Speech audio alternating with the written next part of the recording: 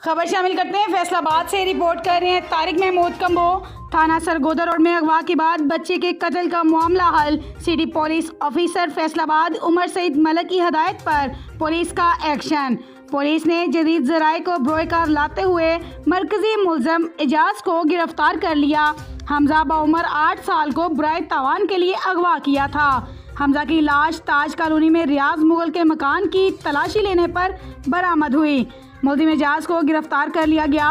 Police की मजीद कार्रवाई जारी है। एक बार फिर आपको अपडेट करते चलें। थाना सरगोदा रोड में अगवा के बाद बच्चे के कत्ल का मामला हल। City police officer Faisalabad Umar Saeed Malik की हदायत पर पुलिस का फौरी एक्शन। पुलिस ने जदीद ज़राए को बरोकार लाते हुए मरकजी मुलजिम एजाज को गिरफ्तार कर लिया।